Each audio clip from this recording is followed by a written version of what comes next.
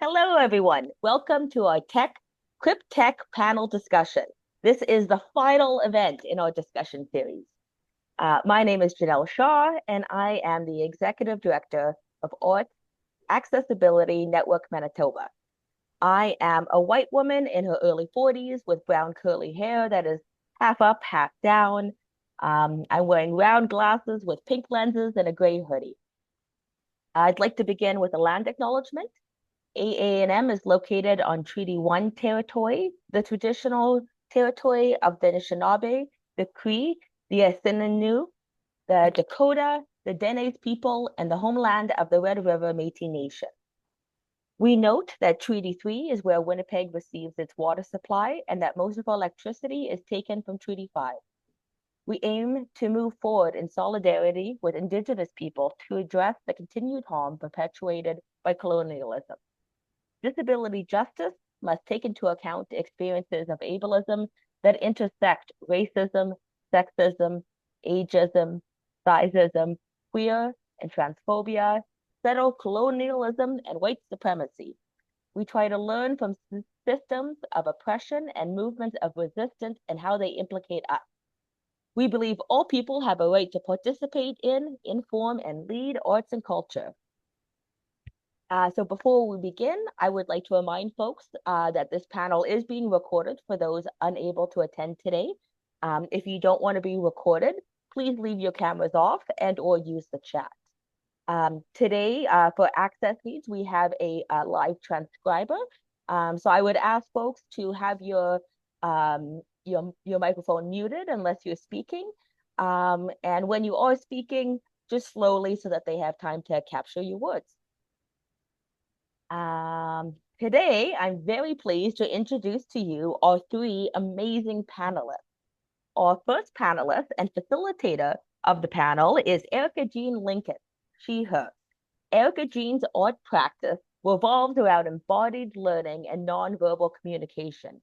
She works in the disciplines of new media art and disability art, where she examines the complex coupling of technologies and neurodivergence.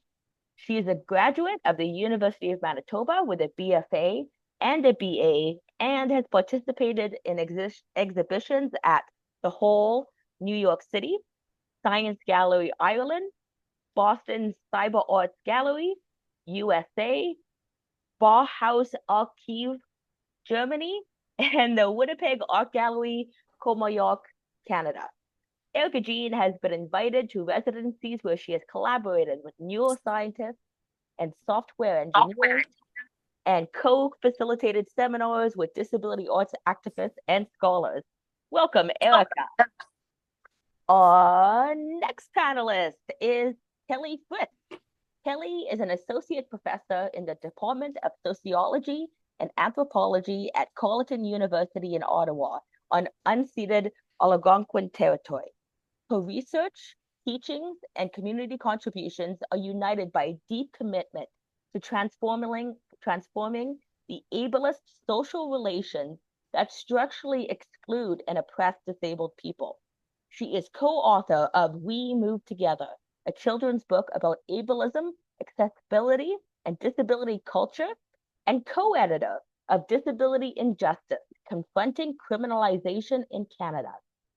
She also is co-editor of Key Words for Radicals, the contested vocabulary of late capitalist struggle. Her current book project is titled A Broken Politics for a Disabled World and takes up the way disability justice and Crip culture is central to expanding possible futures for disabled peoples, ecologies, and kin. Welcome, Kelly. And our third and definitely not least panelist is Moira Williams, they, them. Moira is a disabled artist, disability cultural activist, access doula, curator, and dreamer of Lenni Lenape, Peekaboo, and Sami descent. They believe in initiate. Oh, sorry, I'm struggling. Initiate. They believe in and initiate everyday magic, ancestor time, ecological intimacies, access as art, and celebratory Crip resistance in their daily relationships. Moira's ongoing co-creativity with water and people unsettles ableist and ecological boundaries between bodies, imagining ecological intimacy as an expansion of Maya Mingus concept of access intimacy. Their works and invitations hope to open relational ways of being and thinking that include our body, mind, spirit, multi-species, and mutual empathy as we break away from colonial technologies and ableism shaping human relationships, our bodies, and land relationships. Welcome, Moira. I will now pass it over to Erica to continue the panel. Thank you very much, Janelle. Hi, everyone. I'm Erica. I'm just going to give a quick description of my screen. I am a white woman wearing a white t-shirt, clear glasses, and a headset. My background is green and has a text above my head saying, so, up for chatting and hanging, exclamation point. And this background, I think we're going to start with this background first, and then I'll explain Crip-Techno science from my interpretation, because of course we have Kelly here, who is the co-author of the Crip-Techno Science Manifesto. So it's very special to have Kelly with us. This is a little, this is an access and a Crip kind of troubling of our wonderful Zoom experiences that we have.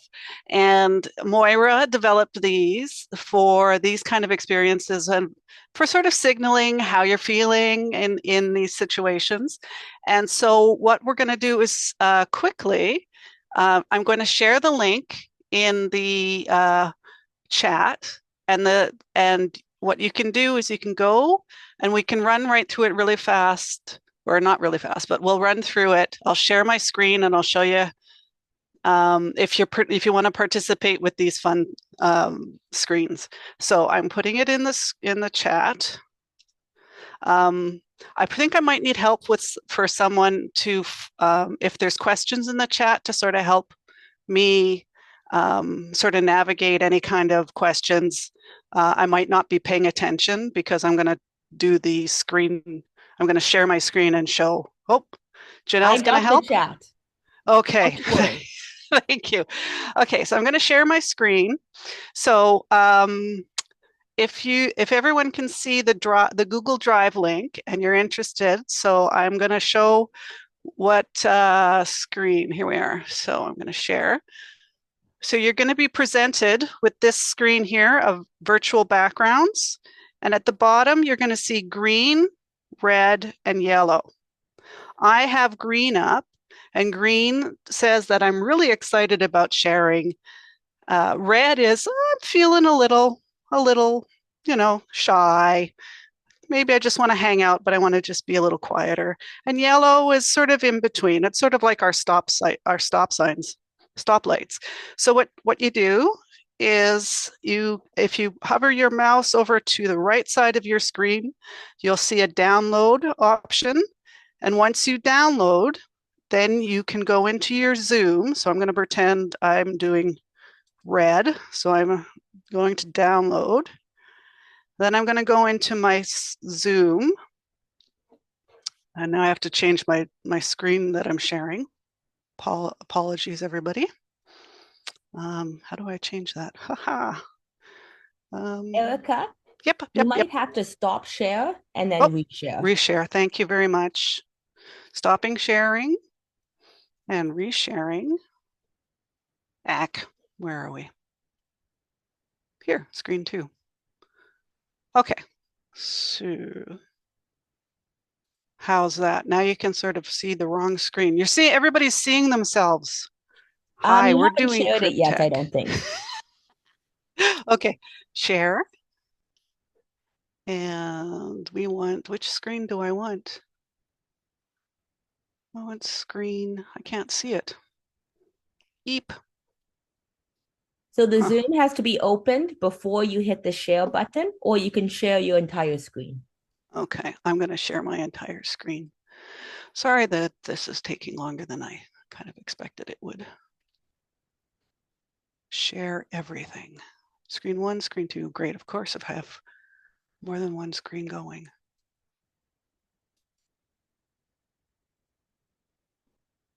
Okay, what are we seeing now? Are you seeing my screen? Are we seeing the screen? Yeah. It's just taking a minute to load. Okay, thank you. There you go. I see Okay. a snail that's shiny. Okay, and so now I have, do you see my little screen of settings and it says backgrounds and effects? Nope, we just Oh see no. a snail on a rock with lots of gems. Snail. Oh, you're seeing my background. Oh, you know what? This is making, this is getting hard. You see this wonderful snail. Okay. Guess what? Erica, This is too confusing for me. can I help out? Yes, please. Okay, so I'm going to take over from where Erica was and just show you guys how to add it to your Zoom. So I'm going to share my screen. Thank you. No worries. Okay, hopefully you guys can see it now. Now, when you're in Zoom, I use Mac, so mine's at the top upper left corner. And you go into Zoom or Zoom Workplace, and you go into Settings. And once you get into Settings, you can go to Background and Effects. Now, when you're in Background and Effects, you go to Virtual Backgrounds, and there's a little plus side here to add an image or video. So you just click that, and you add the image or video that you downloaded. I already did it, so there's mine. So there you go. That's how you do it. Over to you, Erica. Thank you so much. So what I'm going to do is I'm going to, oh, Maureen has got us, has added one of them. Yes. So what I'm going to do is we're going to do this throughout. I'm going to introduce Crip-Technoscience Manifesto. I'm going to ask Kelly to speak, and then I'm going to ask Moira to speak, and we're going to take a break, and then we can play with this again, and then we can go back into some more questions. So what I'll do right now is go into my slides. I only have a few. Hopefully I can figure this out. Where are my slides? Hello, slides. Okay. Please tell me you can see this. It's a coming. It's a coming. Okay. So I am showing my screen, and there should be a green screen with the first page of the Crip-Technoscience Manifesto. Is everyone able to see that? Yeah, what we're seeing is your PowerPoint screen. So not just the slide, but the entire PowerPoint thing. Oh, really? Yeah, if that's okay with you, you might have to launch it. Yeah, you know what? Slideshow. That's because I have a double screen. I have it set up to be doubled, so you can see. Oh my goodness. And now I've lost my mouse. Okay. Because I'm really frazzled, I'm just going to stick with this and start and go from here. Okay, everyone? Perfectly fine. Okay, so I found this article when I was doing some research in 2020 on disability and technologies. This is something that I immediately identified with and felt that my art practice was really expressed through what the ideas were expressed in this manifesto. And particularly I have to find my notes. The discussion I wanted to have was some of the things about Crip-Technoscience are, some people think about Crip-Technoscience as being a very high-tech thing where there's scientists and medical doctors trying to fix disability or change disability or mold disability to be in a certain way. And this manifesto really talked about how we as disabled artists or disabled beings, body minds in this world are our own, that's the best word for me to use, are our own knowledge knowers, for lack of a better word. And I'm going to switch to another slide, which actually has more notes to it as soon as I can get my mouse there. So these are some notes directly lifted from the article. These ideas of practices of critique, alteration, and reinvention of our material discursive world. Some of the language I had to look up when I first read it of what something like a material discursive world is. And my interpretation of what that meant was the physical world of our knowing and being in the world as disabled artists / disabled persons in the world, and discursive more about the way we use language to talk about our worlds. If I'm saying anything that may contradict what's in the manifesto, we can certainly have a discussion about that. I am not an expert. I am a fan. So what I really wanted to do with this was to talk about Crip-Technoscience more as an art practice. How can it be an art practice? And I have a couple examples that I wanted to show, and then I would love to bring both Moira and Kelly into the conversation. So how can it be integrated into one's art practice? So I've got two examples here on my screen. Chanika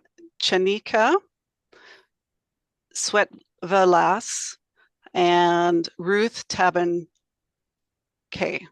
These are two artists that I've seen Ruth's work at an exhibition, and I've spoken with Chanika a couple times online about her work, and both are in these examples making art about their lives with material realities of their lives. Chanika, I got to move my text here. Oops, sorry about that. I seem to have flipped ahead.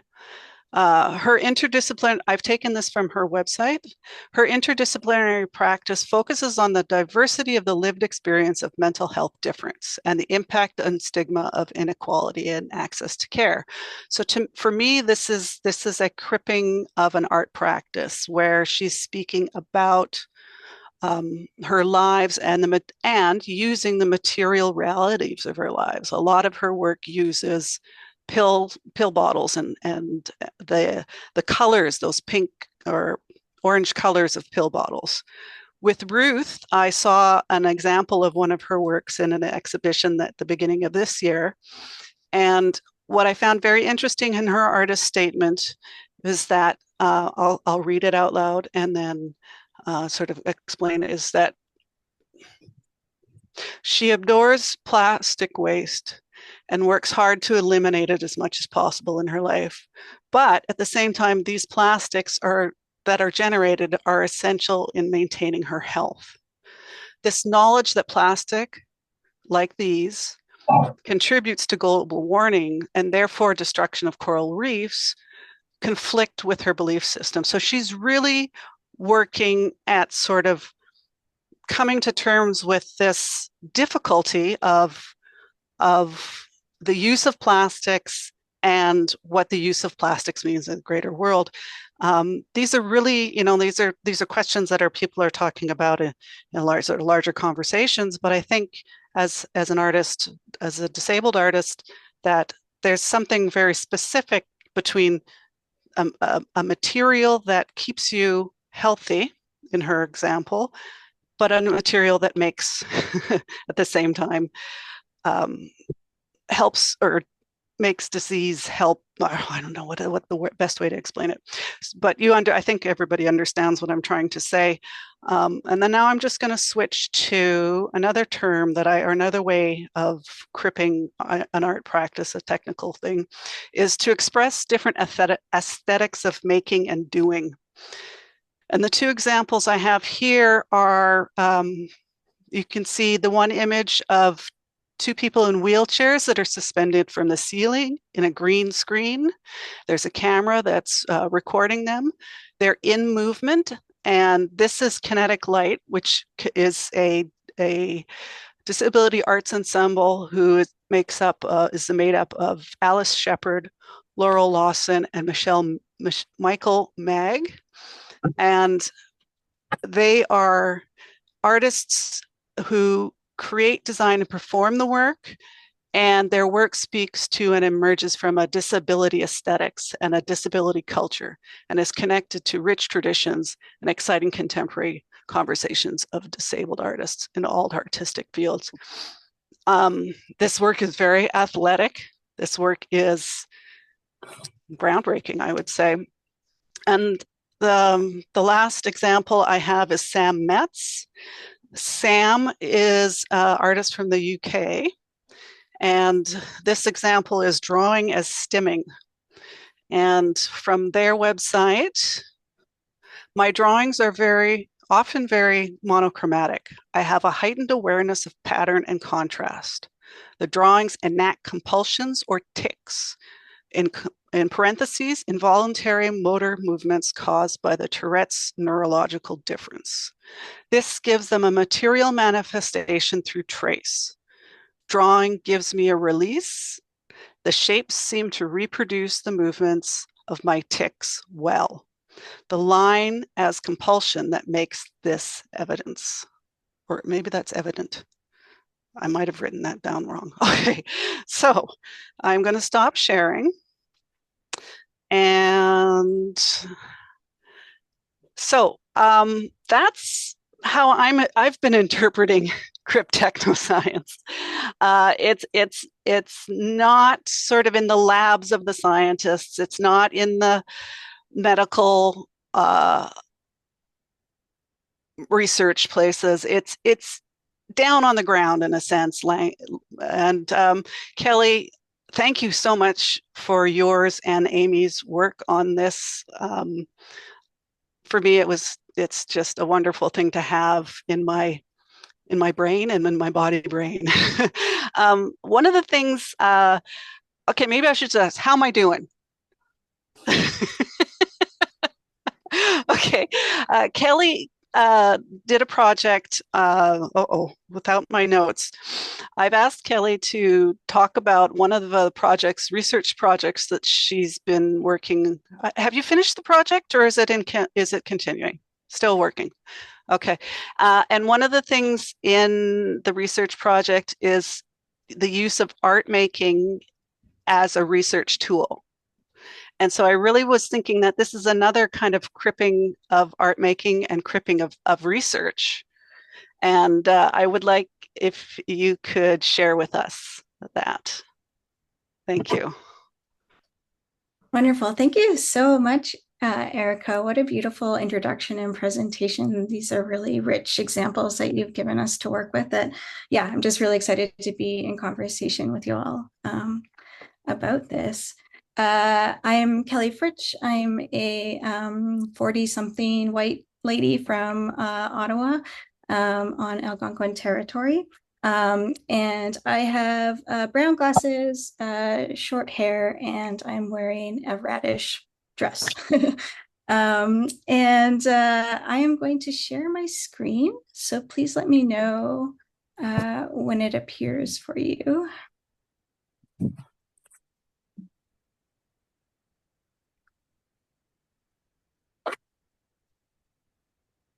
Is this visible? Yes. Okay, wonderful. So yes, thank you, Erica, for introducing the project a little bit. I'm going to speak about a research creation in arts and academic project that I co-lead with Suze Burkout from the University Health Network in Toronto. And it's called Frictions of Futurity and Cure in Transplant Medicine. So it's a project, it's an arts-based project that's based out of the organ transplant program at the Toronto General Hospital. So it really is engaging with technoscience in the medical realm, but trying to bring arts into the mix to see what can happen when we are all sort of in conversation with each other across expertise and places of research. So the project really seeks to engage in novel ways of understanding transplant and the transplant experience. Some of the most dominant narratives in transplantation is it as a cure. So you get a new organ and you're cured, and that it's the gift of life that someone has given you. And these ways of approaching transplant can really obscure the complexities of recipient experiences, as well as the experiences of their families, the donors, and healthcare providers. So within this kind of curative imaginary, disability is really approached as a problem to be solved, and medical intervention becomes the main way to solve the problem. So it becomes a really desirable approach. And so part of our work in the project is to develop more nuanced understandings through Crip-Technoscience, what this experience of transplant is like and what it could be like to be better. And we've done this by engaging in ethnographic practices, narrative, and artistic research practices that really seek to understand sensory knowledges that are not typically credited as valuable forms of knowledge within the biomedical landscape. So our approaches to knowledge production and representation mobilize multisensory arts creation alongside interviews with sick and disabled people, their families, and support networks, as well as interviews with clinicians and healthcare workers.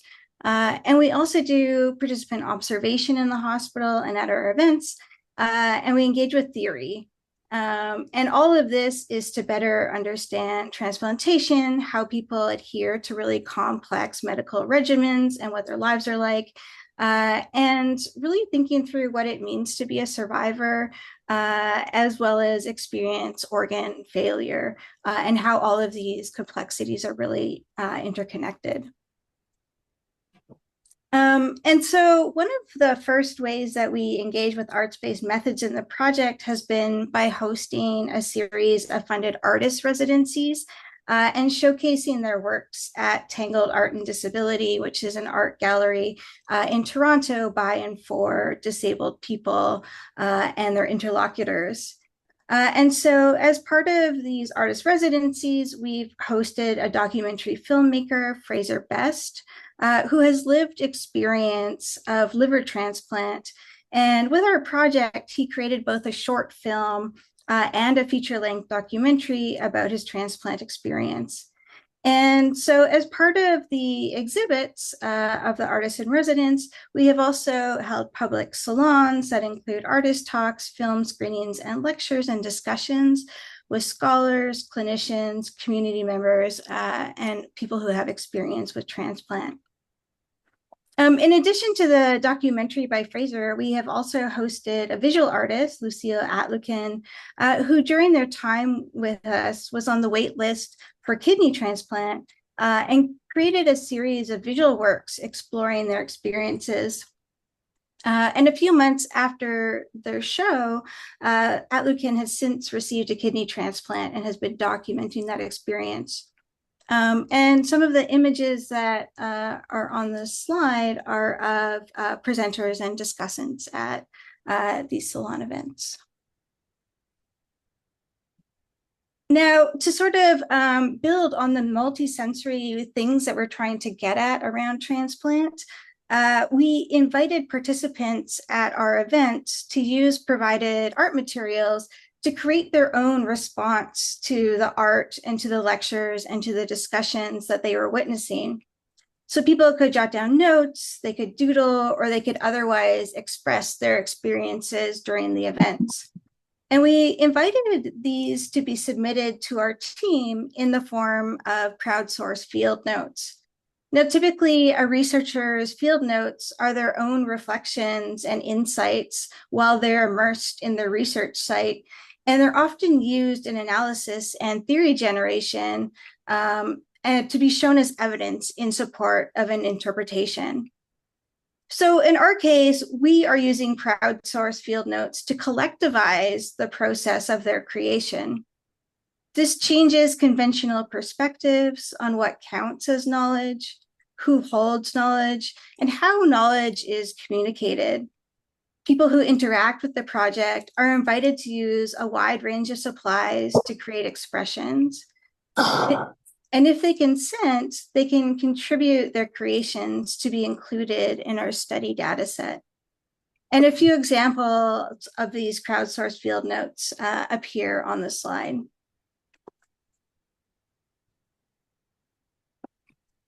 We also worked with a professional graphic illustrator to document our events, which provides us with illustrations of the event, not only for further scholarly engagement, but it's also distributed to stakeholders and the public through our partner organizations, such as the Canadian Donation and Transplant Research Program. And so on the slide is what illustrator Sunny Bean created at the project's first public salon in November 2022. And it's entitled Tangles. And it provides a really stark contrast to biomedical discourses on transplant that imagine a distinct before and after transplant. The illustration's whimsical, spectacular, and twisting images defy linear senses of time.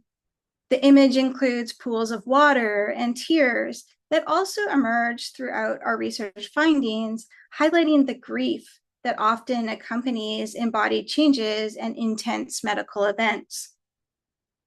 Also of note, the drawing of this image was critical to the accessibility of the event as the salon was hybrid. Tangles was drawn live as the event unfolded and provided the virtual audience with access to the feelings of the room. The illustration offers an intricate interplay of the presented artworks and the audience's reactions at the salon. Another part of our project engages in digital storytelling. This is both with participants who are transplant recipients and also with healthcare providers. Digital storytelling, in the way that we're working with it, provides a space for participants to create complex, layered, nonlinear narratives that embrace multiplicity. It also enables links to be made between the practices of biomedicine, for example, practices of standardization that are required of clinicians, and the ethical challenges that these provoke.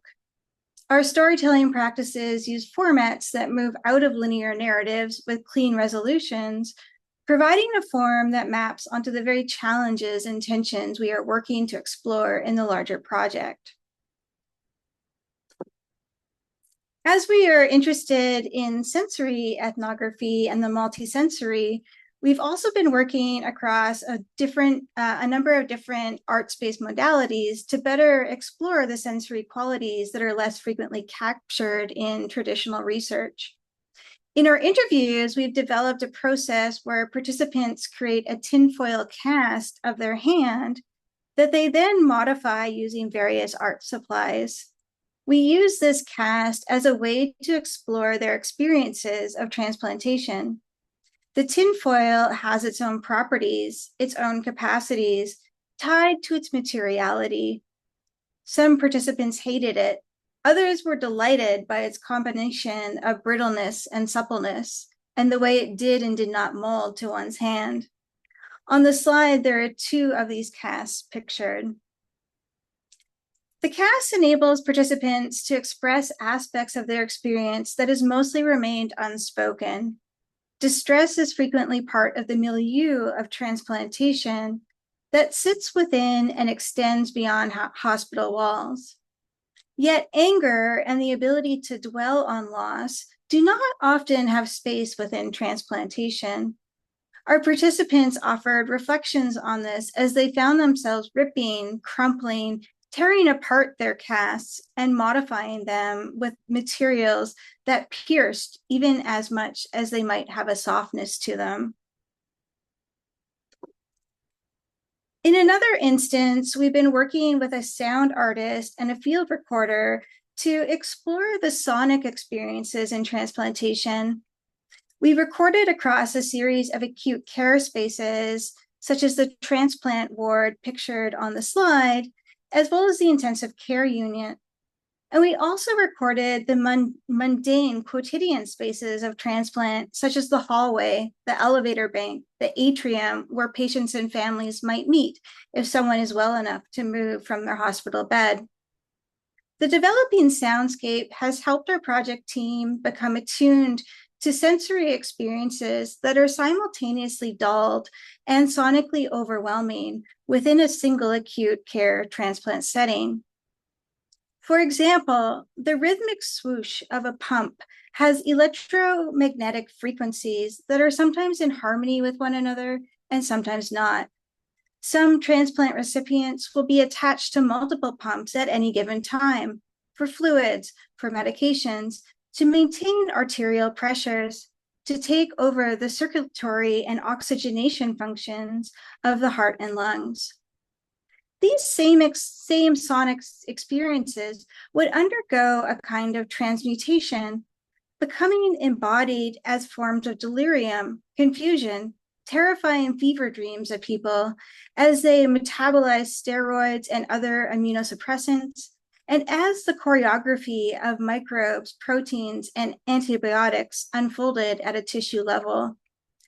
This is illustrated on the slide with a video still from a film by heart transplant recipient Brian Keeley, where a hooded figure, tentacular and gyrating, is superimposed on a forest scene. In the doing of this work, we had a number of revelatory moments. One of these was in our field recording, our team would ask permission to enter a care space with various microphones, recording equipment, and transducers. We noted how patients have already become conditioned to these intrusions, many of which include unknown machines and technologies, and where the purpose of these interactions may be completely incomprehensible or bizarre. When we realized that nobody batted an eye at our request to record the sounds of machines in their rooms within the hospital, it became clear that our presence was just one of many hundreds of interactions in the acute phase of transplantation that are without sense or meaning to individuals. Similarly, sharing the findings and experiences of patients, participants, and artists working on our project back with healthcare providers provided another revelation. The extent to which the pumps, with their beeps, swooshes, and clicks, were entirely out of the view of those situated in their hospital beds, where the visual landscape consisted mostly of ceiling tiles or the foot of the bed. It then made so much sense that the unseen sensorial cacophony became part of the imagined and confused states that were typically written off as unreality rather than understood as experiential knowledge. We've also been doing art workshops with participants who have struggled with complications from their transplants. On the slide is an image where cotton puffs are placed sporadically across a white page, held down with strips of tape in brown, blue, pink, and red. A central figure in the shape of a heart is taped in 3 places with black tape framing a rectangle of white cotton marked with black dots. This piece was made by a woman in middle age who had already experienced 3 transplants. A kidney transplant, which had failed, a pancreas transplant that had lasted for 5 years, and then another kidney transplant. She articulated through this art piece that her transplants shape who she is. She references herself as an open book. The cotton puffs that surround her are the support groups her life is organized around. a workshop participant noted that the textures and shapes are suggestive of the pokes and needles she must have had to endure to get this far. Holding, pulling together, keeping in place, medical tape is a tape that tears off easily. Medical tape is a ubiquitous, simple, and maybe even boring kind of technology. Yet it is experienced differently depending on who you are. Soft on the side that touches the practitioner, gummy on the side of a patient's skin, sometimes constricting movement, and often sharply ripping out body hair when removed. The tape's pressure keeps the cotton ball in place to facilitate the blood's clotting, healing the poke that breaks through the barrier of the skin. But we can also ask, what else does that pressure do in addition to keeping the cotton in place? What else is held down, held back? What gets pushed below the surface in the name of the healing that needs to happen? What does the tape hide? Our project team has also hosted 2 pop-up art galleries. The first took place in the Patient Family Lounge on the transplant ward of the Toronto General Hospital, and the other was situated in the gathering hall of a national transplant conference. In both pop-ups, the pieces we featured are part of a series called Transformations. These are textile-based fabric artworks created by artist Dominic Quigazzali, a visual artist who is himself a double lung transplant recipient. Our team had given him discarded hospital fabrics, including patient gowns, bed linens, and workers' scrubs to work with. As Dominic reflected in his artist talk during the first pop-up, he worked with the butterfly as a symbol of hopeful transformation because of the ways in which hope really shapes transplantation. At the same time, he had also been watching the actual metamorphosis of a butterfly with his son and could see the ways in which this was a messy process, much like his own transplant. Reflecting on the embodied experience of transplantation, he constructed the pieces by imbricating the discarded hospital fabrics with pieces of canvas from what he called failed paintings. Bits of the works that were never sold, never made it to a show, sat in the closet. Quigazzali described how the materials themselves reflect the imbrication of loss, movement, memory, and place that also shape transplantation and sickness experiences.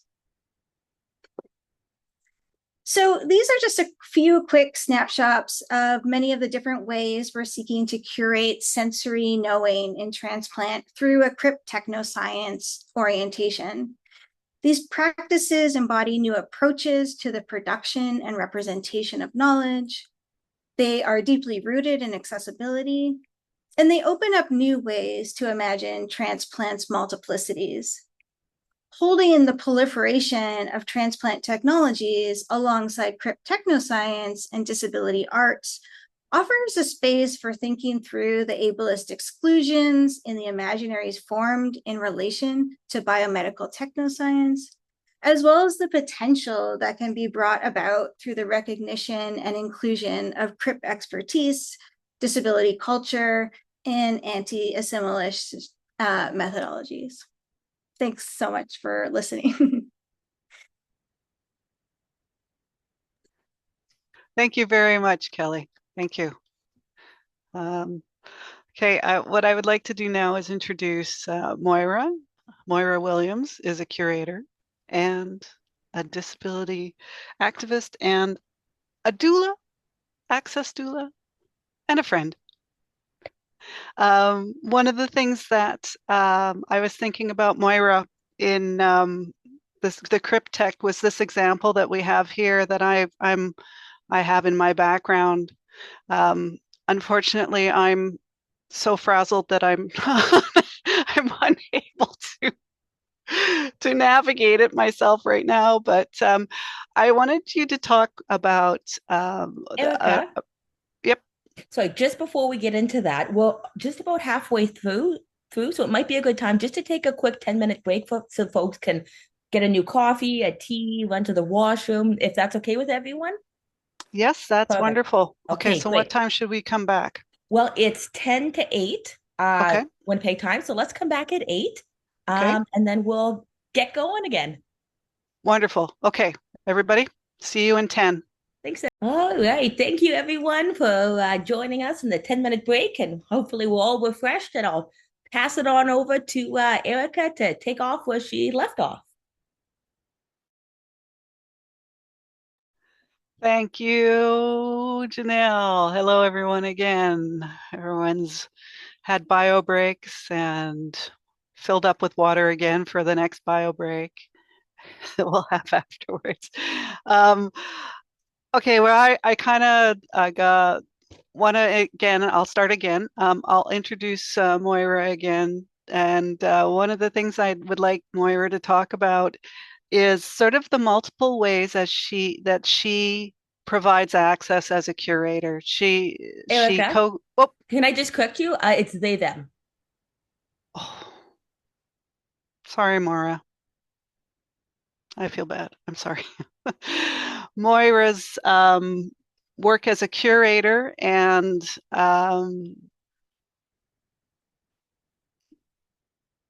access doula. I find that what's interesting in their practice is that they um,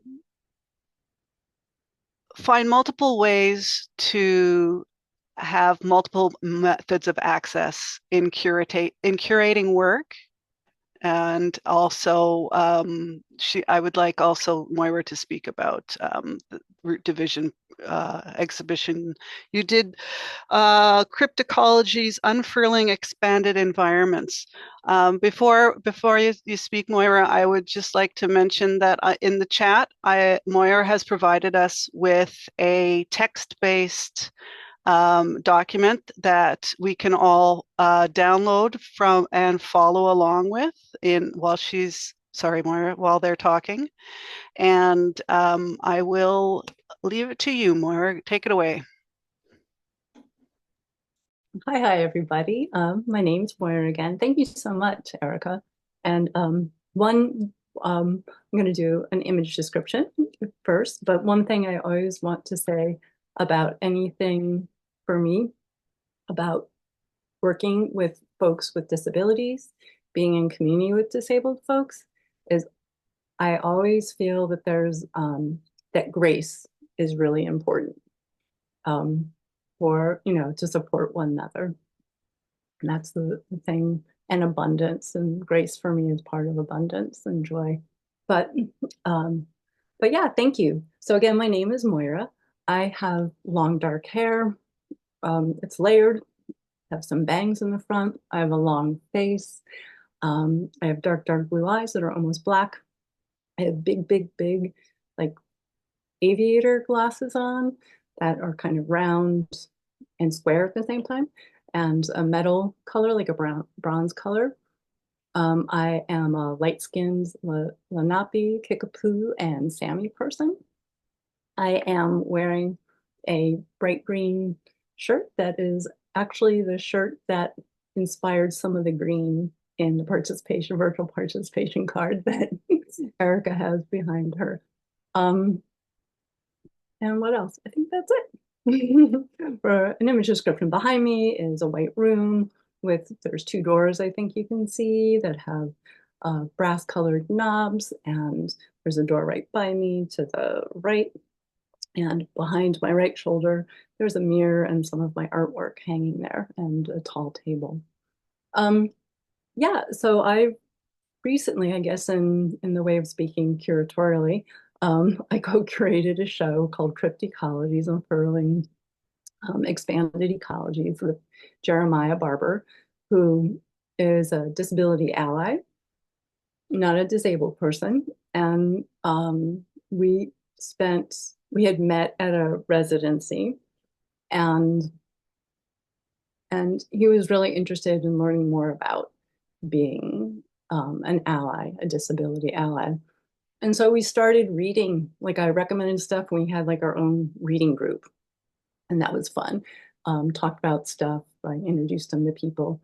And part of my practice as a curator, if this is the third show that I've curated, is co-curating and, you know, thinking of these ideas of how we're not independent, you know, like holding up interdependence in that way too, which is completely against the art ecosystems, majority of them. So, you know, just like instigating, pushing against them, doing a little culture push there. And I also look for like DIY art spaces, because although they're often rough in many ways in their culture, they're also places that are like disabled bodies because they're shifting regularly, right? Like a true DIY artist run space is always shifting and reshaping, physically at least. Not always. Not always is what I would call body, mind, spirit for their DIY space, but typically their architecture is shifting. And I find that really interesting, and easier to open up accessibility of like, hey, we could build a ramp there. Hey, you know, and you already have DIY folks who are like, yeah, let's do it. So those kind of things. And so all the places I've co-curated have been at DIY artist spaces, and always with a non-disabled ally who really wants to be invested and learn more. Yeah, and so that's part of the background of that. And I think I'll just show, so I want to talk a little bit as to why I really wanted to get a show out there that's about Crip ecologies. And I'd been shopping it around for quite some time, being rejected. And I was really getting upset because people's feedback who are not disabled were always like, what do disabled people know about the environment? I was like, we're part of the environment, you know? So it was like really, really angering, right? And I'm like, how can I do this? But very, you know, like really saddened me that people really thought that disabled people didn't belong in the environment. It was what they were telling me in the arts, right? So I was like, oh no, this is going to happen. I'm not going to give up. So this idea of unfurling expanded environments is that, yes, not everyone can be outside, but we all have an environment, whether it's a built environment, a, a natural environment, however you want to think of that. And for me, culturally, we believe that everything is natural. It starts off at a natural state, you know, and so everything in the world is natural. It's what we do with it, just like the ideas of the built environments. It's not disabled people who have these barriers. It's the built environment that does that. And same with like materials, right? Like materials come from nature, they get shifted around and they become something else, right? So just like kind of weaving some of those ideas together, and also with the different ideas of technoscience, in the sense that, you know, a lot of the things are hand done. They're crypt in different ways to make access for the artists to make, you know, be making art accessible to them, and also to make art accessible to their community, with their community. And so it's in all these different ways that I'll share some of them with you. I was really excited too, just really quickly to say that it was, I had thought whether I should put Ruth's work in, because Ruth was in that show. And Ruth, like many artists in the show, actually, there is this push-pull between the materials, or the medicines that are made, and that's what ties that into like a tech space. You know, it's a full body, mind, spirit space for me. You know, like these materials can harm others, but they keep me alive, kind of thing, you know, is something that does move across some of the works. I'm going to share, I think. Let's see. Here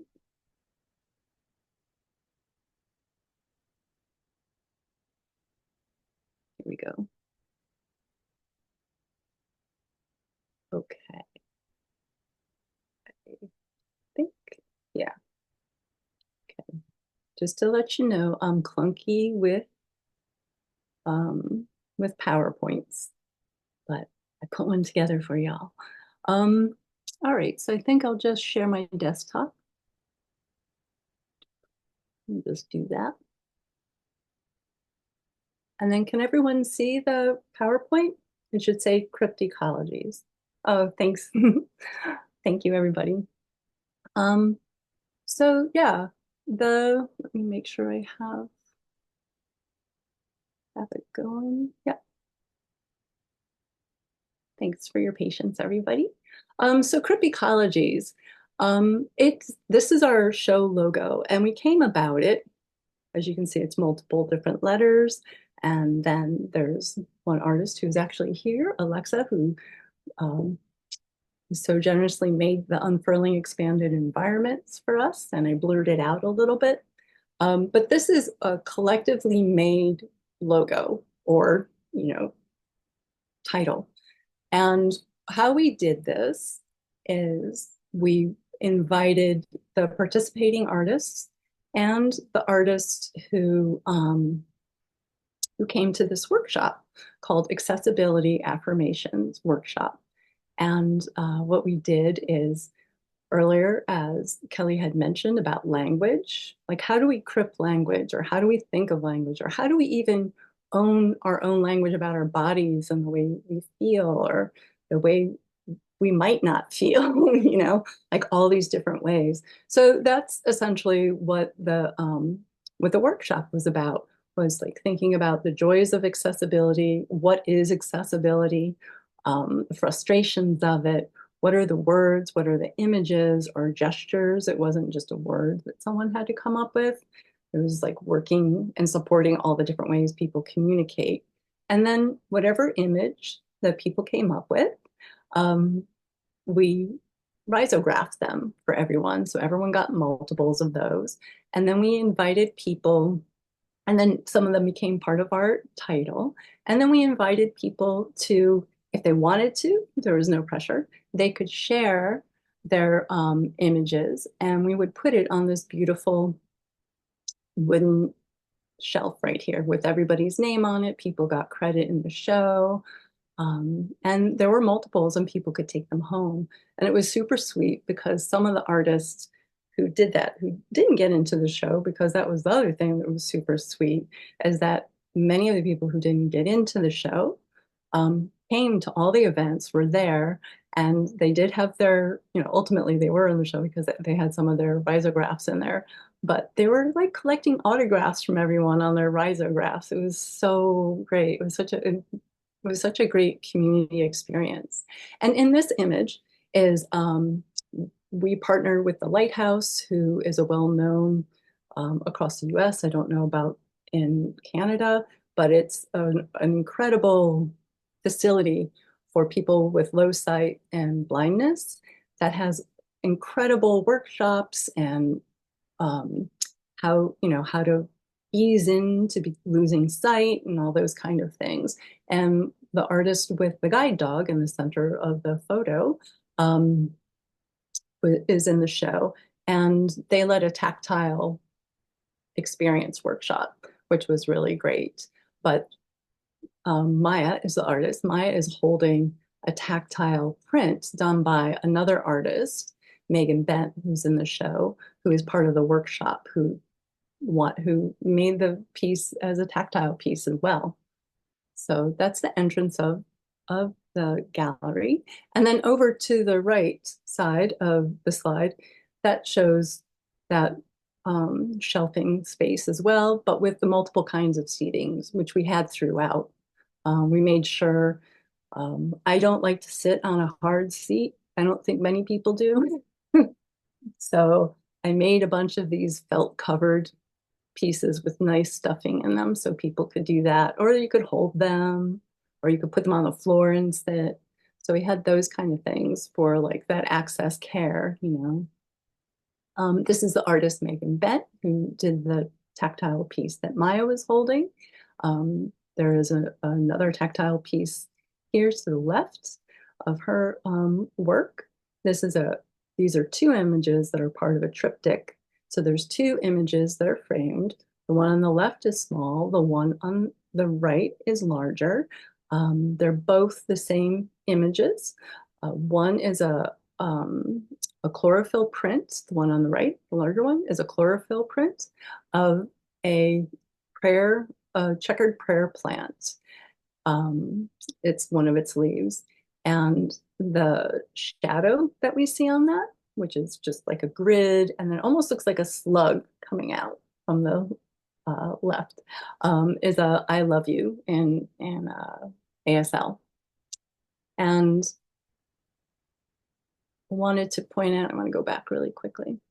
I wanted just, I don't know if you can see my pointer, but over to the far right where there's some text, instead of doing this like really stiff bio or art thing for the artist, we use their names. Like we said, Megan Bent is a disabled, instead of like the artist, or, like leaving that out. Like they made this work, but they're not there. They're not like, and it was really effective because people were like, oh, I kind of know that person now. And I know, like I have this different understanding. And I just put bright orange because of color blindness. That's a pretty color that's typically well to locate for people with different color blindness. Not always, but it's the predominant color. And so I just put like tactile gems. And so I bedazzled a lot of the bio artist statement kind of areas so people could check that out. And also to highlight that, like, hey, this is the artist. This is the third part of Megan's triptych. This is the actual leaf that has the chlorophyll print on it. So the larger image that you saw on the previous slide that was on the right is a photograph of that print. Megan is primarily a photographer. And for me, this work is quiet and strong in all the ways that are just very poetic, and really weaves together this sensibility of care, particularly because this has a layer of cloth over it to stop the ultraviolet light coming in, because every time this is opened up, it decays more. And then this image that she shares with us is her father's isolation unit when he had COVID and ultimately died. So this is a piece, it's called Quarantine 980, I think. I love you. And so that's how many times she said, I love you to him through the windows before he came home. So it weaves a lot of things about decay of the body, the disabled body, the plants, like the environment. There's always these cycles and the timelines. Like we don't have the control of decay in the environment, in our bodies, anywhere. And so that's what I love about that connection as well. And then over here on the left, you can see a little bit of Ruth's sculpture to soft sculpture. And right now what we're looking at is one of the days of the convening, because the show had a show and then a convening to celebrate at the end and close, and workshops throughout. But a majority of the things occurred at this convening as a big celebratory event. And so now we're looking at Darren Martin's work, and it's a video. It has about 2 seconds of high-pitched sound, but not terribly high-pitched, but I do want to let you know.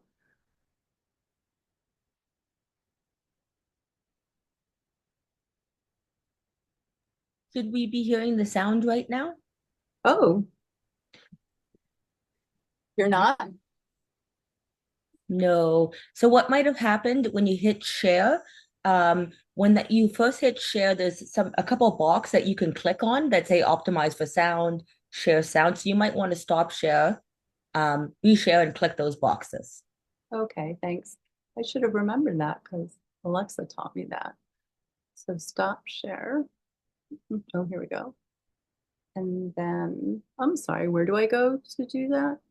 So you hit share again, which will pop up a window. And in the lower left-hand corner, there should be a couple of little boxes that you can click. Oh yeah, I see it. Thank you so much. No problem. Okay, here we go again. Yay. Right. I think.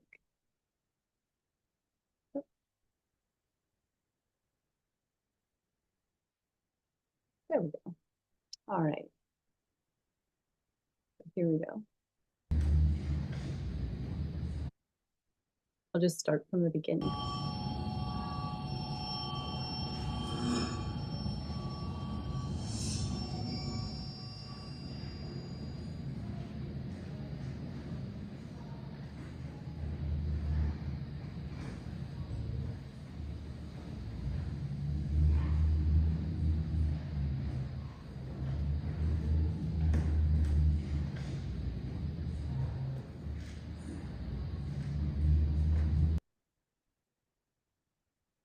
But this work by Darren is really, really techy. It has multiple layers. It was from a live feed that he set up in his house during COVID that he was recording who, what, when, where was in his backyard. And so in that segment, we saw different cats, from feral cats to cats in the neighborhood. And then the sound is, Darren is a deaf person who has colloquial, I'm sorry, I can never pronounce that properly. Cochlear. Thank you, cochlear implants. And so what he's doing is he's playing that feedback is from that he live DJs that, and that is from his implants.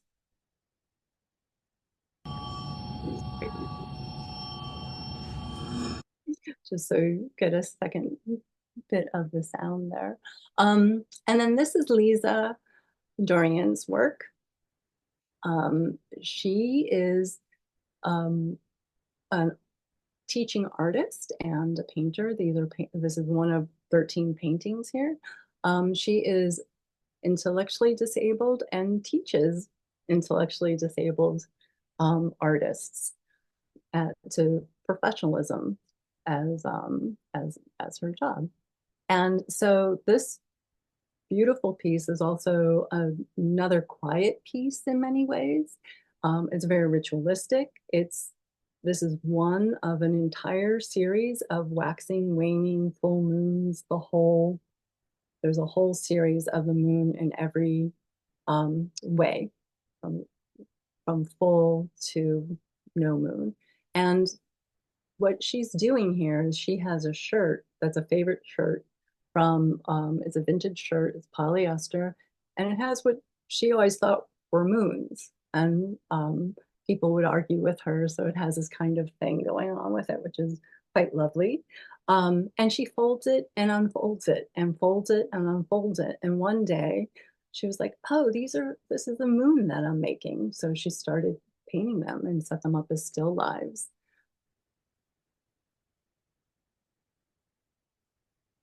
And then our next image is Trisha Rainwater.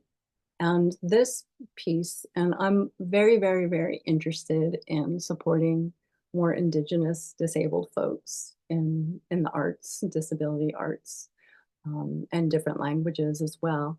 And so Trisha in this video, which I don't have rights to show, so I'm sorry, it's a still, is a beautiful piece where she's just directly looking at the camera and she has medicine all around her, which is the California sage.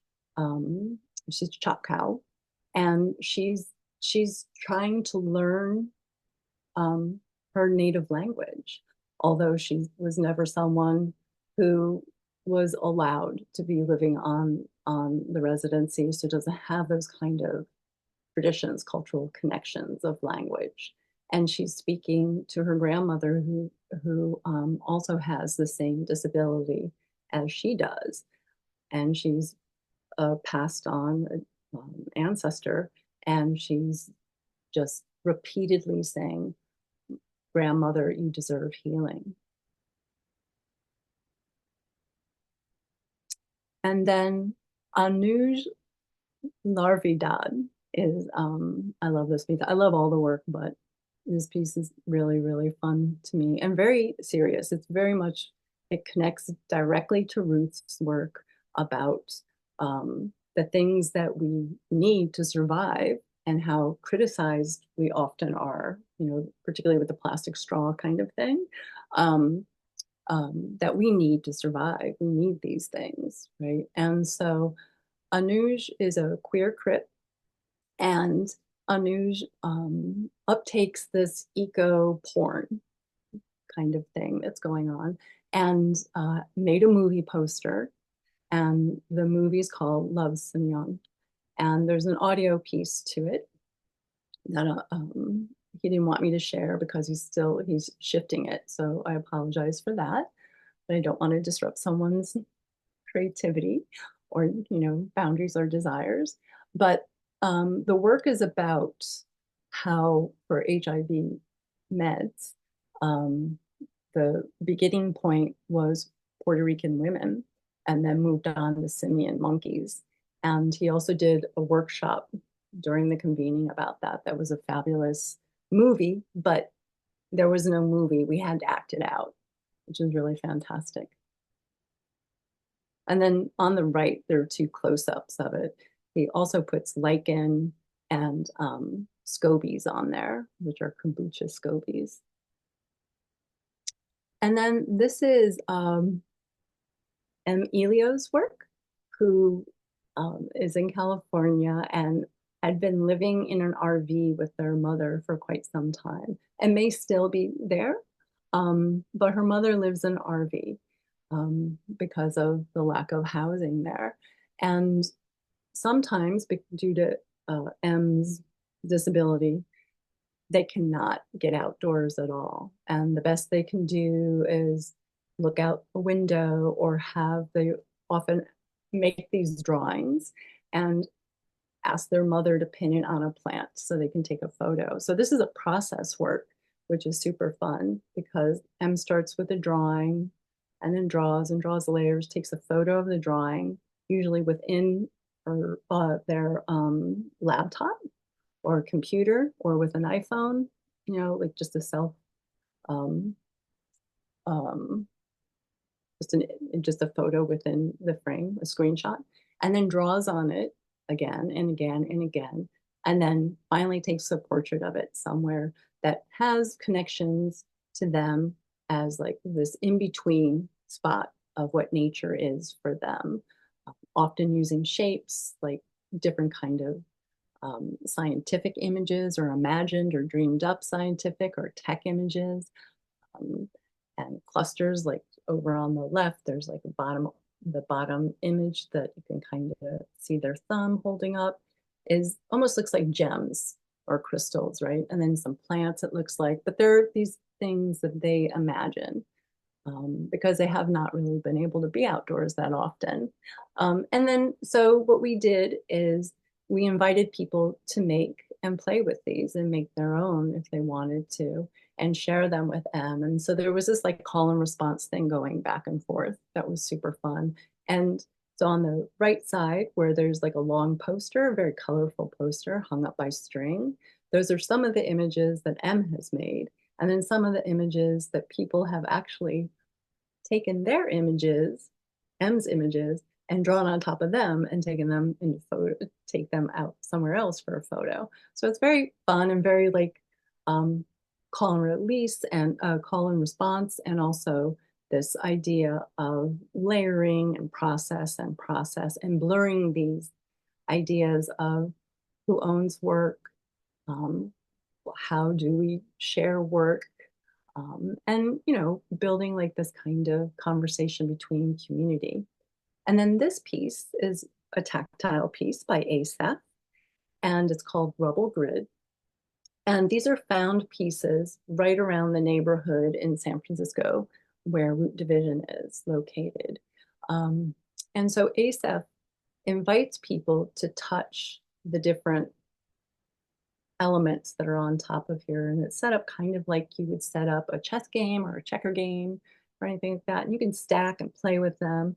And it's this conversation about what is natural, what is built, what is materiality, and what is considered rubble or art. You know, what is beautiful, what isn't beautiful. It's very much about aesthetics, this idea of touching these things that you might not normally touch, right? Because like it doesn't have that like, oh, I want to touch that smoothness or softness, or some of these things have some shininess, so that's attractive. But it's a different way of bringing in the environment and expanding it and thinking about disability and different tactile, sensorial, like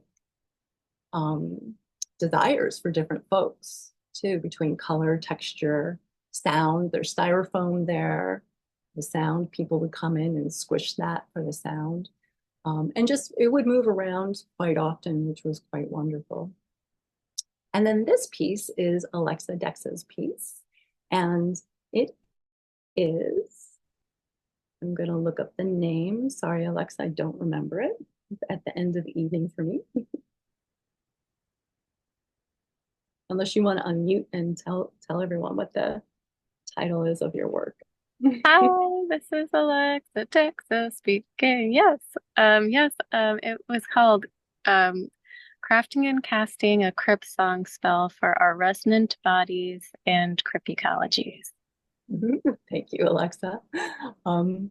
Yeah, so this work is beautiful and also a call and response kind of piece, community oriented and very collaborative and sensorial.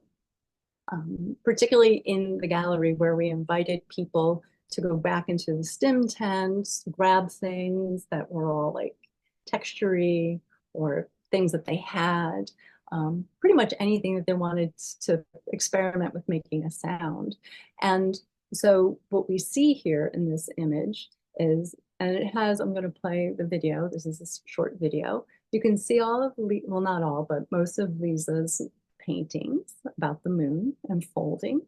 And then on the screen in front of those paintings is a computer, a large screen computer. And that the images we see that are pink and kind of look like tracks on white circles, those are patches that Alexa made and designed to collect people's sounds and then play it back and forth and continually to build up and layer, a lot like M's work as well. So there's these things that are running through that interconnect. And then on the small laptop, we did this hybrid, which I thought was super fun. People really seemed to enjoy it. And we did a lot of great sound stuff sharing. And Alexa generously sent everyone the recording, the sounds that we made together, who participated, and it was just beautiful. And so we seem to have a really good connection by doing and being together in this hybrid event. So I'm going to play the video for you. I also really enjoy the person who is Anuj, actually, playing with the earplugs.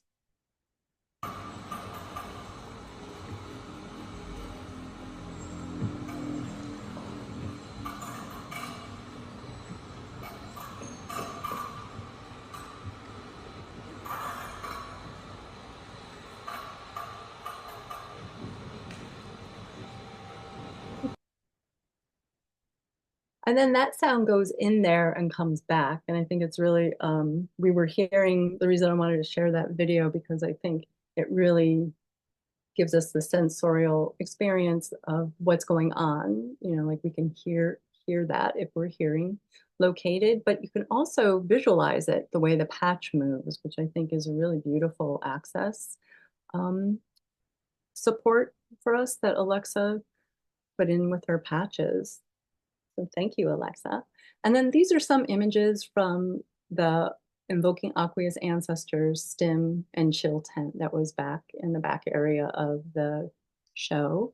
And here's images. Here's actually an image of Erica playing with the seaweed wall and just exploring it, and also with the not sequence, but I don't remember what that's called. Fringe. How could I forget that? I love fringe with a shiny fringe. And then another person just sitting in all the pillows with the fringe and holding some of the different objects and playing with them. This stim tent has all sorts of soft things and bunches of pillows that were taken in and out throughout the show and were intended to be used that way. There's rugs, there's weighted pillows, there's a heating pad that says "I love you, hottie" with an extension cord. There's low light and all sorts of things to play with. So you can see a little more of that in this next slide. And this tent is something that you can touch on the outside. You can open it, you can close it very easily. 2 wheelchairs can easily move around in there. And it's something that can change shape. As you can see at the top on the left, the stim tent has extra fabric here that I always just roll up if there's no use for it, and make it into a shape that fits in with the architecture. So in itself, it's got this flexible body like our disabled bodies. It's been multiple shapes throughout the years since I've made that.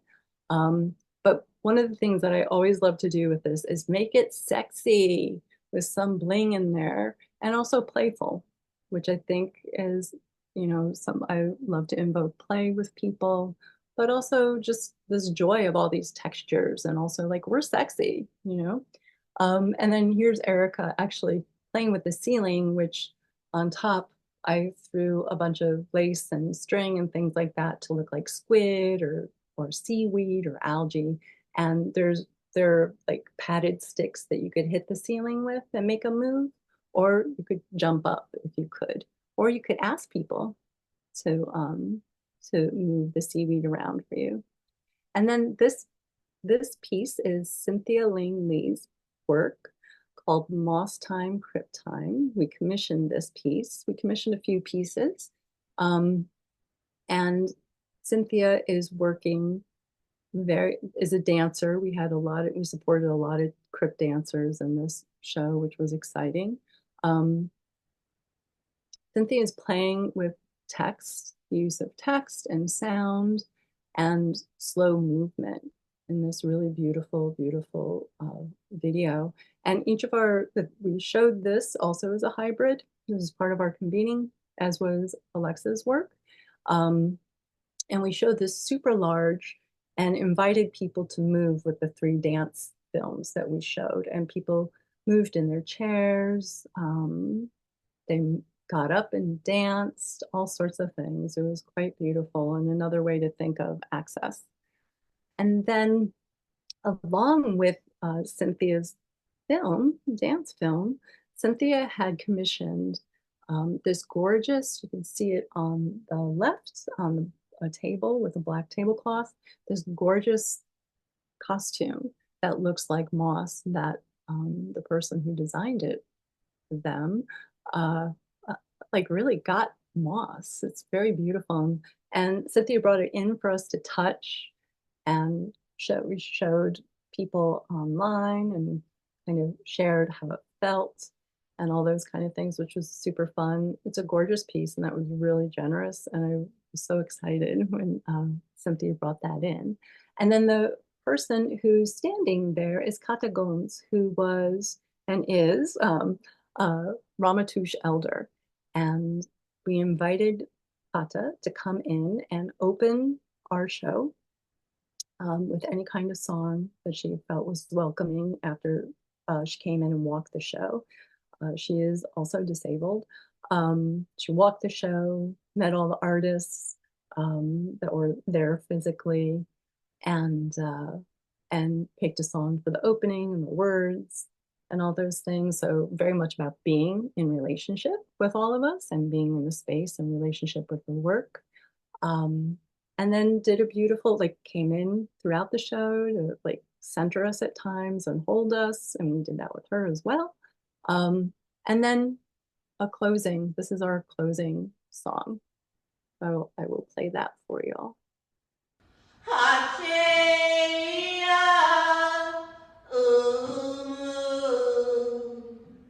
Wish to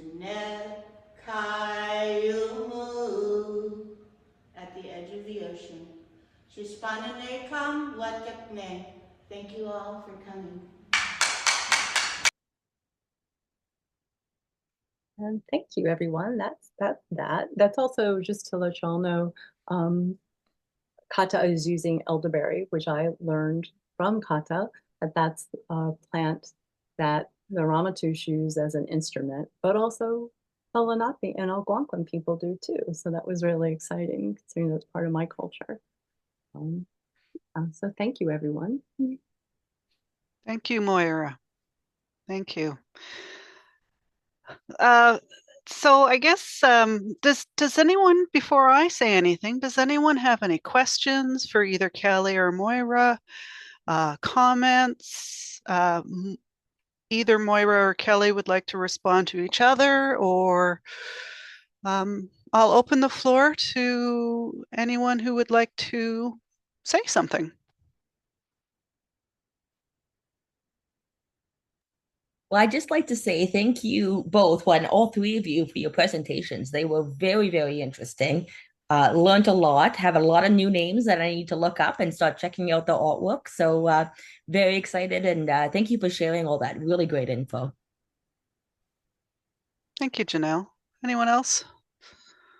I just want to just say or thank you very much for the really wonderful glimpses into all of these different worlds and how fluidly these what the thing that really struck me is how fluid that all of these works are between not only mediums but also sensory sort of abilities, and they're very open and fluid, and they seem to break down a lot of barriers that have been very strictly, and walls that have been very strictly constructed in the art world, so to speak.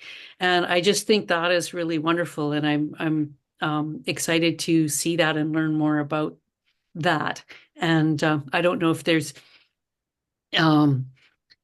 anything more to say about that, or if anyone wants to share anything about the methodologies of, bringing these things together and how they work outside of the main sort of structures, I guess, in a way. So anyway, thank you. It was really great and learned a lot. Thank you. Thank you. Oh, sorry, Erica. Did someone else want to say something? I don't want to take up too much space. I did want to say that the curating those works, and I'm also an artist, so I that's also like another interesting perspective for me of like like understanding that the curatorial idea is my vision, and to help guide artists, because we did commission some works, guide artists into their works. And also some artists we were working with for over a year to develop works, like Anuj.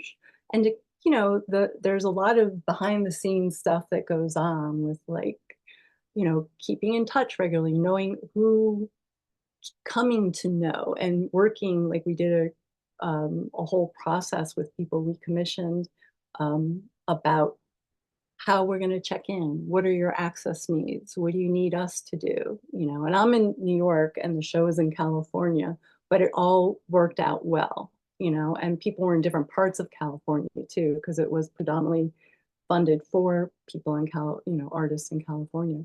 So that was part of the process, and just reminding people and myself sometimes, like, this is the vision, of this whole thing, that we're making a show that'll bring us all together. I don't know if that's helpful or not. And also I want to add that there some blatant emotion on my side. At Tangled Arts, I have work. I have a whole sensorial thing going on at Tangled Arts. So if you have the capacity to get there to check it out, or even do an online visit, there's a vibro bench connected to my video. Just saying that.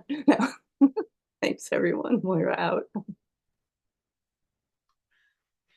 Thanks again. Oh, yes, Diane. Hi. Thanks. Very thought-provoking. My mind is going in all kinds of directions here. I'm interested in the word Crip technoscience. Why is it called that? Why is it technoscience? A lot of the stuff I see is people with disabilities reclaiming things that are used in their treatment, or which I've done as well in my work, dealing with your medicine bottles, all these kind of things. But I've always thought of that as being found. Those are the found objects in my environment. So I'm interested in this term, where that comes from, because to me, actually, the term technoscience is off-putting. I almost didn't come to this today because that's not how I see things, if that makes sense. I'm very much a humanities, arts, history, literary person, and my view of the world is like, I just see these technologies as parts of my life that I use, but I don't give them any more credence than that, if you know what I mean. It's like I drive a car, but I really don't care about my car. That's just a vehicle for me. So I just wondered if folks would comment. Kelly, would you like to would you like to talk about it? Yeah, I love that question. Thank you so much. Yeah, you have my mind going in many directions. But I guess one thing is technoscience, because at least in some of the work that Amy Homrey and I were doing together with others, we were looking at the way people were making access for themselves. And these kinds of access inventions are actually engaging in practices of creating technologies. And so we were thinking about things like the invention of the curb cut is a kind of technology that facilitates people coming on and off the sidewalk. And so there's ways in which technology is shaping our lives every day, all the time, that we don't even think about it being as about creating technologies or having technologies sort of impact our experiences of the world and what kinds of capabilities or incapabilities we have in the environment. And we wanted to think about those works of inventing technologies as political, as having larger cultural and social and economic implications. And we were also interested in then the nitty gritty of the human body, cells, proteins, microbes, like all the things, and our environment, and the relationship between all that. So Crip-Technoscience came out of thinking about all those things together and what can we call this as a shorthand, so that every time we talk about it, we don't have to say all of the things. But also because it helps spark our imagination to think about the world differently. And when we think about the world differently, we create different ways of being. And I think so much of what Moira was talking about is exactly like those different ways of being that get created in these interactions between stuff in our bodies and the environment. So, but there's other ways to answer that question. That's just like one frame. Yeah, it's got me thinking other things. Maybe my mind here is not open enough to those terms. And so I should think more on that as well. There's also another term for what you're describing, and that is that there's a new book out called Activist Affordances. And that is a book about how people with disabilities shape our environment. to suit our own needs. And so I don't know if you have a comment on how you see this relating to that. Yeah, I really appreciate the activist as affordances framework, but I think one of the maybe the biggest explicit difference that I see between crypt-technoscience and affordances is that crypt-technoscience really forefronts politics as a key component part of this, and affordances is really beautifully documenting people's practices of access making. And it doesn't have to be that those practices transform the world. And that is important to think through. But I think crypt-technoscience is really focusing on the things that do end up shaping the world differently at a more collective level and less of a individual level. But don't you think that when we ask for affordances, for instance, in our workplaces, we are shaping things for the collective? I actually am involved in that at my workplace right now, fighting over accommodations for myself. And it's a larger systemic issue. It's not just about me. So I'm just saying affordances can afford for everyone, right? It is not the fact that there's a book means that's an organizing tool for people with disabilities to be creative. I mean, that's the way I see it, activist affordances. Yeah, wonderful. I'm so glad that, that you're able to use it in that way. That's wonderful. Thank you for all of that. This is Moira speaking. I just want to say too that, like tech, oftentimes I find people are afraid, they get scared off by the tech part. And tech, like making paper is technology. Work sewing is technology. It's all these different things, anything that we like have created out of a need, like we do, like we needed clothes, so we made it, now I need clothes that have like different shapes, these kind of things. So it's just one way to think of it. It might soften it for some people, is that there's a lot of analog. And and there's like within the show, there's so many different levels of tech.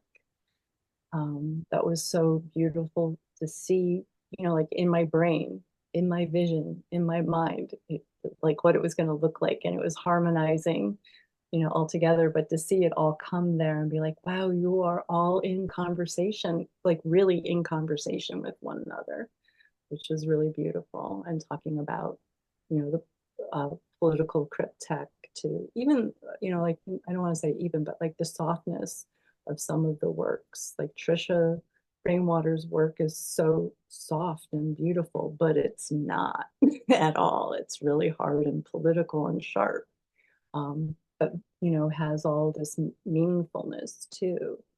That a lot of people were really confronted with. Like this idea of loss of language. Not only as being a disabled person, but having, like that's also something that I find many, like when we were doing the workshop, many people had a loss for language because we don't have that kind of shared language all the time for accessibility, in the sense of like access isn't always offered to us, right? And how do we do that? And we don't know what to ask for because we don't know what you got, right? Kind of thing. But thinking of those things too, and then beyond that, like your native language. So that was a really interesting piece to see interact with people in different ways than the interactive touch pieces were, or the workshops. Moira out. Thanks, Moira. Thanks, Diane, for the questions. Thanks, Kelly. We've got about 9 minutes, maybe 8 minutes left. So I want to just see where's everybody at? How are any more questions? No. One of the things I think I'll just mention something is the do it with others idea, and that the ideas of sharing, gifting, and Kelly, you said, or sorry, I don't remember who said it. It was either Moira or Kelly about inventing. I think maybe it was Kelly. But when I think about crypt-technoscience, I guess as an artist who always has used technologies and also used technologies to learn because of my learning disabilities and that it's my technologies are kind of within that sort of, you know, computer stuff. But I agree with you, Moira, in the sense that technology, like writing's a technology. There's so many things when we talk about technology we kind of forget. But I guess that's what I'll just sort of stay there. Anyone else before we wrap up? No? Okay, I want to say thank you to everyone who came. Thank you for everyone who we're okay with my flubbing up everything because I'm a flubber. And I really appreciate everyone coming and sharing and taking the time to be with us. Janelle, did you or Sasha, did anyone want to say anything more or? Yeah, just anything? quickly, thank you guys for closing out this discussion series with a bang.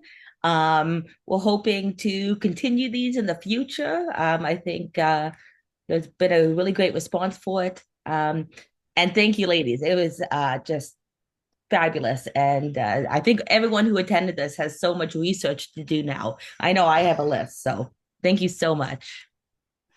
Well, thank you, everybody. I appreciate everything. Thank you. This is Moira speaking. I just want to let everyone know that if you just for the participation cards, you can just download them and then upload them and use them as your virtual backgrounds, but you can also print them out and make them into your own cards to wear at places, which was something that we did as a workshop at 50 Ecologies. But they're not something I invented either. It's an expansion of these cards called participation cards that many neurodivergent communities, well, I don't know if it's that popular to use them, but when you put bling on them and feathers and all sorts of textures, people love them. but please use them. Feel free to use them if you like. Thanks. Great. Have a great evening, everyone. Thank you so much for joining.